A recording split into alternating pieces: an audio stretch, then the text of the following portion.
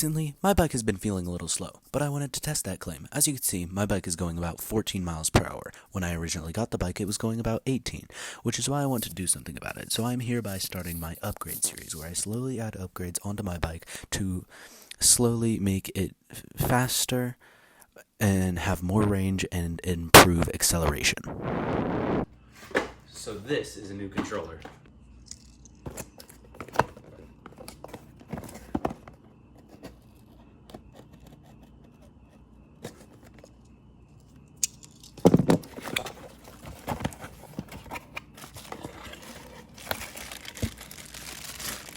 So we got a little display right here.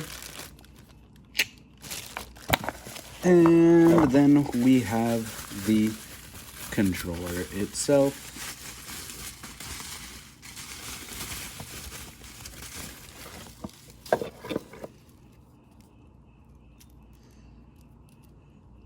With all the wires right there. So let's get to installing this.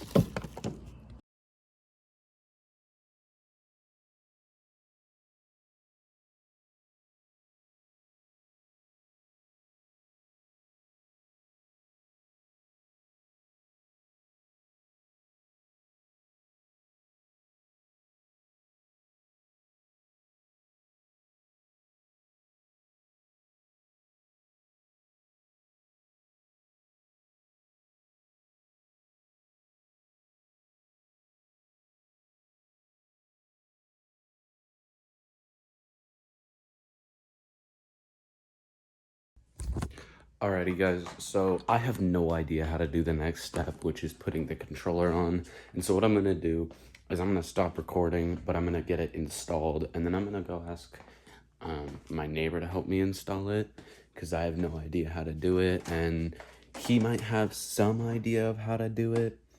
So yeah, the two systems are a little different. I can show you here.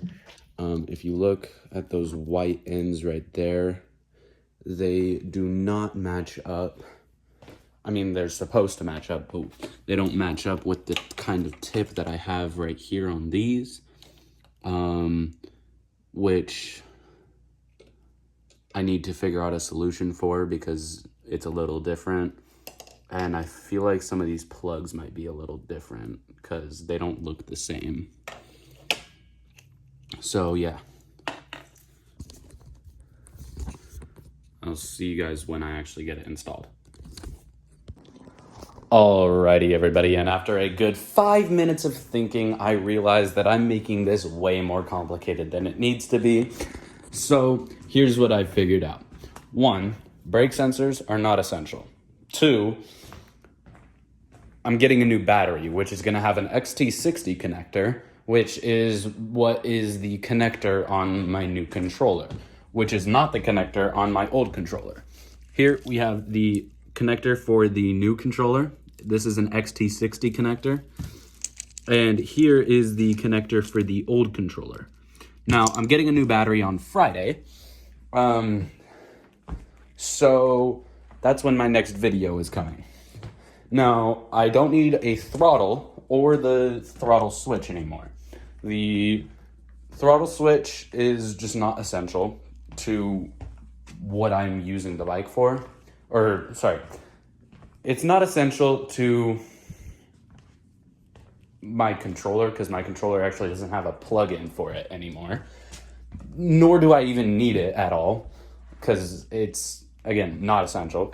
And then I don't need a throttle. I don't need a battery. Or what? I need a battery, sorry. But I don't need the actual battery connector. So this screen that comes with my new controller, this is going to show me my battery percentage. It's going to turn on my bike, which ignores the ignition connector. So overall, there's less connectors, which made me kind of realize that all I really need is the new battery and the brake sensors, but I don't even need brake sensors because the only reason you would have brake sensors on there is if you're new to e-bikes, which I'm not. And I've actually been riding e-bikes without brake sensors for a while now. So I cleaned up my area. a little bit. And basically, here's what I have. My motor phase wires, which are easy. All I need to do is cut these off and then use either heat shrink tubing or something else. I don't know. I'll figure that out eventually. This connects to my actual motor, or it connects to my new controller just fine. So I don't need to replace this. This connects to the battery right here, which I'm obviously replacing. So it's not needed. And if you look up here, the only thing I have right now is these two brake things. Because one of those was the actual throttle switch, and one of them, or two of them, were actually the throttle. But the throttle is being simplified into one wire, and then I'm gonna have no wires over here.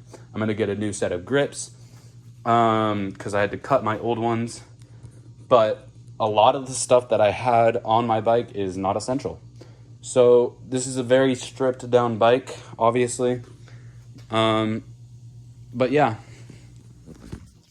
So I hope you guys enjoyed this video. Sorry that I kind of didn't finish, but